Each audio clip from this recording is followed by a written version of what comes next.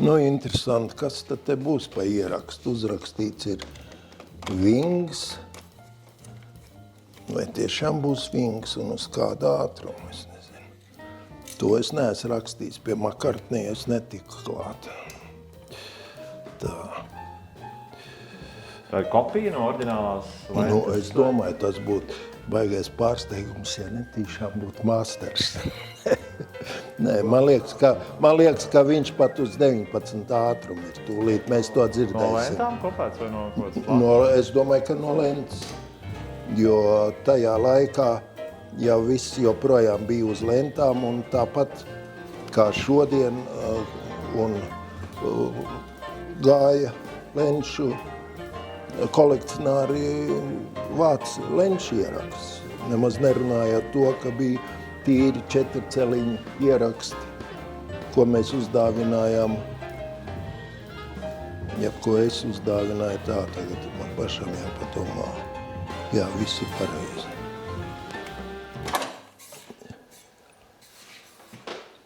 Tā. Vai tik nebūs no placis rakstīts? Droši vien no placis rakstīts. Jo es it kā dzirdēju tādu klikšķi, zin kā liek. Nē, tas ir jūtās placis īstenībā. Tāds rakstīts.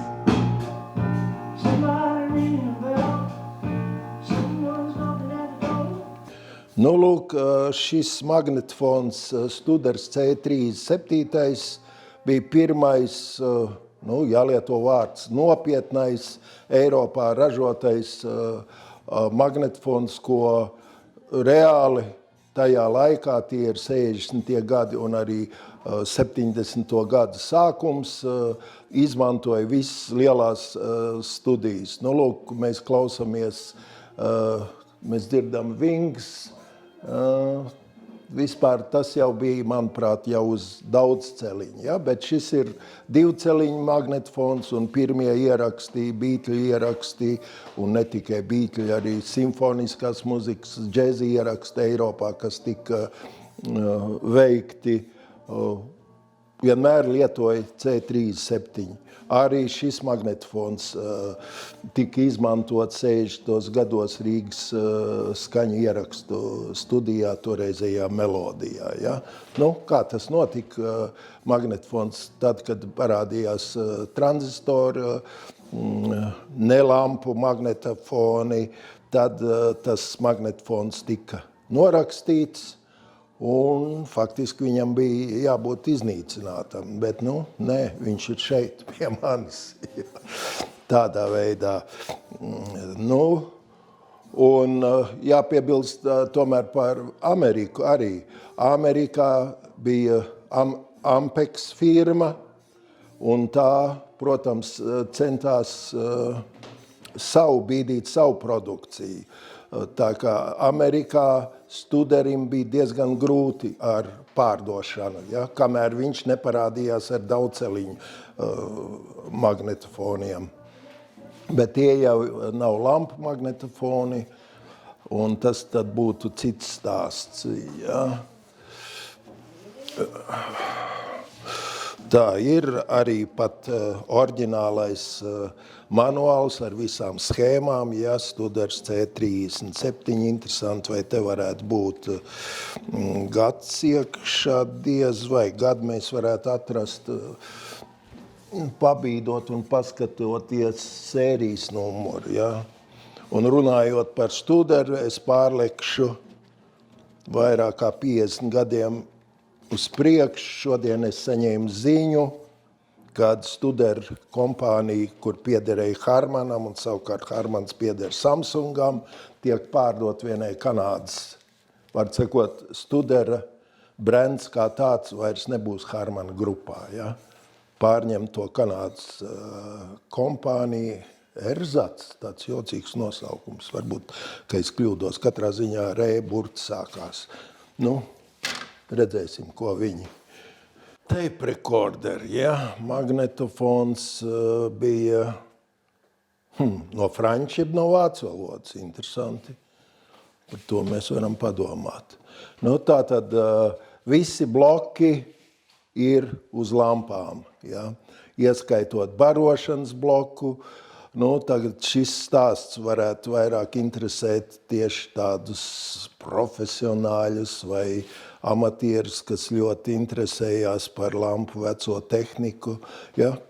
Nav nekāds pārsteigums, kad šī te Šveices inženieru izstrādātā schēmas, ja, un realizētas metālā strādā joprojām labi šodien, un faktiski šeit nav nekas mainīts, ja? Ir tikai laika pa laikam notīrīts. Ja? Pat lampas atbilst kaut ir 60, jā, lampai varētu būt 60 gadi. Svarīgi arī lampām, un laiku pa laikam es ieslēdzu, lai nebūtu tā, lai lampu iekārtas stāvētu, teiksim, 40 gadus, un tad tiek pieslēgts, un nevienmēr šī iekārta strādās tā, kā tai vajadzētu strādāt. Ja? Tā kā jebkurš aparāts, it sevišķi lampu, viņam ir jāsdarbojās, un lampām ir jābūt siltām. Magnetofons ir 2 ātrumu, 2 celiņu, ja? Ir arī man 1 celiņu, tas ir par visu lentes platumu, iespēju uzliekot citu bloku. Bloki ir maināmi. Mēs varam šeit redzēt to. Tā. Ja, tā atskrūvējam un noņemam bloku un uzliekam otru. 1 celiņu labāks trokšņu līmenis ir, kur var izmantot, rakstot testa lentes, par oriģināliem, atskaņojot oriģinālās monolentes, un bez tam arī cipartehnoloģijā tiek izmantots šie lenšu magnetofoni, jo viņu tā īpašība ir, kad nogriež, varētu teikt, dabīgā ceļā augstos toņus, ja, kas būtu virs 20 kHz.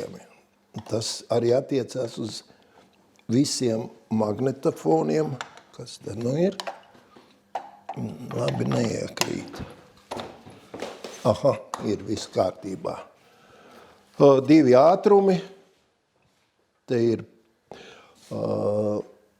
7,5 un 15.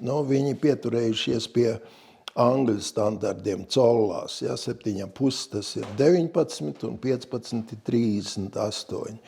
Interesanti, ka vēlākos gadus pat 96 tas ir 30, bet lampu studers nekad nav izlaidis ārā.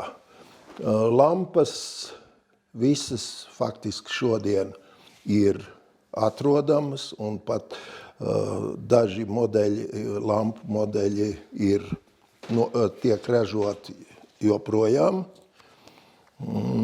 Ko vēl man teikt? To, ka man patīk viņu turēt atvērtu, ja?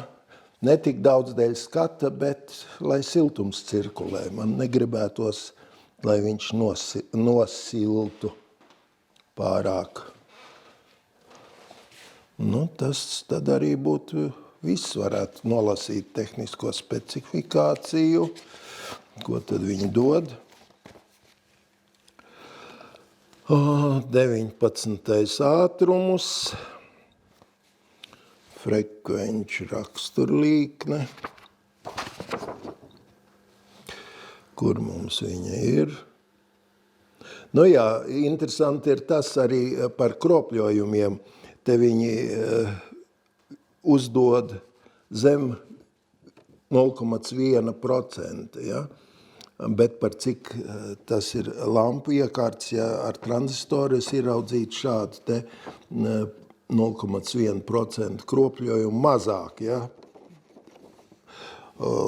Es stipri uztrauktos, bet lampa dod pamatā harmoniskās, un tas faktiski viņi nenoliedzami nedaudz piekrāso skaņu, bet es teiktu pozitīvā nozīmē, ja?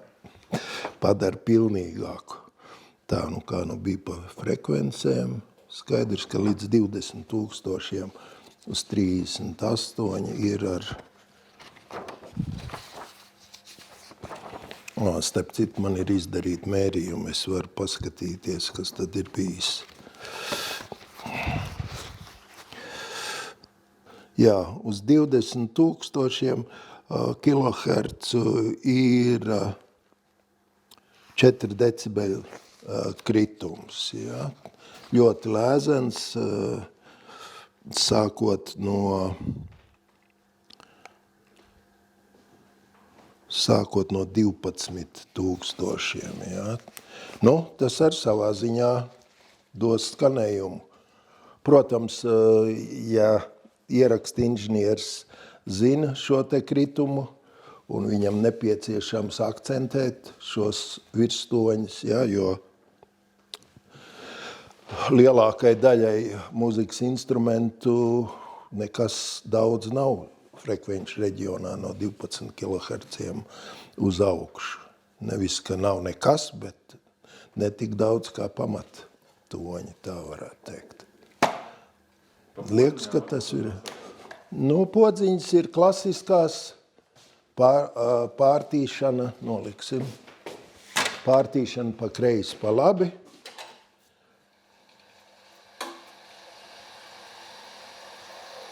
Apstādināt, pārtīšana pa labi, uz priekšu tas būtu, apstādinām. Tā. Tad, jā, interesanti ir tāda lieta, stop podziņa. Tā ir interesanta lieta, ka te ir šķērīts. Redzi? Jā, nu viņas ir, bet es viņas neesmu aktivizējis. Es negribētu netīsā. Šeit ir edīcijā, jā. Nu jā, es atrodu, te vēl ir tā, kas ir šis? Kas ir šis? Ekrāns. Redzi? Ir iekšā arī tas pašs. Jā. Jā, un te es varu pie atskaņošanas, ja es vēlos kaut ko arī atbīdīt lenti no galviņas. Ja? Šādi. Protams, ieliekot pārtīšanu, šādi viņi tiek automātiski, bet ja es daru ar rokām, ja, gribu atrast, tad ir dažreiz svarīgi, lai es varu. Jā. Tāpat tās iespējams, es tik tādu tehniku nekad neesmu izmantojis. Ieraksts, ja te ir dzēšanas galviņi, tiek saglabāts vecais ieraksts, ja, kas tur sanāktu, kad raksta virsū, man ir grūti teikt, ja. Tāda iespēja ir. Nezinu, cik daudz to izmanto. Bet visinteresantākais, manuprāt, kā tehniskā ziņā, ir tas, ka šeit ir tās šķērīts motors, ja, un te ir speciāli norādīts, ja, kur lentei jāatrodās, lai zinātu, ka tieši pārgriezīs vajadzīgā vietā. Un, es esmu viņu tomēr deaktivizējis, ja, labi, katram gadījumam nospiedīšu, lai pavilkšu lenti nos. Nē, viņi ir vispār nobloķēti, ja, lai pēkšņi kaut kādu iemeslu dēļ es nepārgriezt lenti, ja. Bet pats tas tehniskais risinājums, ja, motoriņš, viss tā ir vesela, atkal tāds jauks mehāniskais silts, ja.